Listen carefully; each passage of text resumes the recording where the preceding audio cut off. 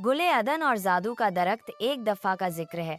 गुजरामवाला के पास एक छोटी सी बस्ती में 3 बहन भाई रहते थे।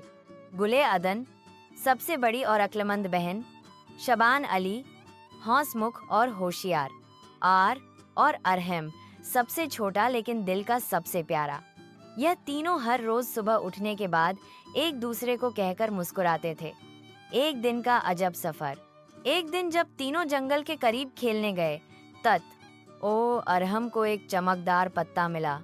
जैसे ही उसने उसे उठाया, जमीन हिल गई और सामने एक नया रास्ता खुल गया जो किसी जादुई जंगल की तरफ जा रहा था। शबान अली ने कहा, यह तो किसी राजा का सिग्नल है।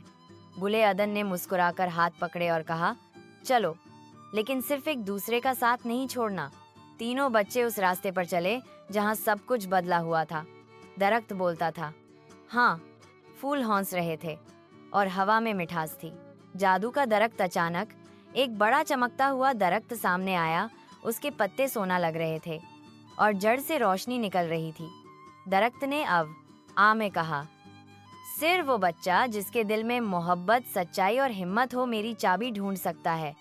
तभी मैं हर ख्वाहिश पूरी करूंगा। तीनों ने मिलकर तलाश शुरू की। शबान अली ने चालाकी से एक जमीन के नीचे छुपा हुआ नक्शा ढूंढा। अरहम ने मजीद पेटियां खोलकर राज निकाला और गुले अदन ने पुरानी लिखावट समझकर जादू की चाबी तैयार कर ली। राज का खुलासा जब पेड़ के अंदर रख दिया गया तो पेड़ ने अपनी शाखाओं को हिलाकर कहा, तुम तीनों ने मिलकर काम किया, बिना लड़े, बिना लालच के। तुम जादू के असल वारिस हो। उसी वक्त हर एक को एक एक तोहफा मिला। गुले अदन को एक किताब जो हर मुश्किल का हल बताती थी। शबान अली को एक जादू का पतंग जो आसमान की सैर करवाता। अरहम को एक बोलता हुआ पत्ता जो कभी अकेला नहीं छोड़ता था। हर वापसी जब तीनों घर लौटते तो सब कुछ वैसा ही था, मगर उनके दिल में एक नई रोशनी थी।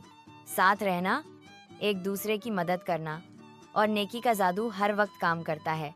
और अब भी अगर मैं रात जंगल के पास से गुजरूं तो हवा में एक पतंग उता न आएगा और फूल हौंसते हुए कह रहे होंगे, गुले अदन, शबान अली और अरहम जादू के असली दोस्त हैं।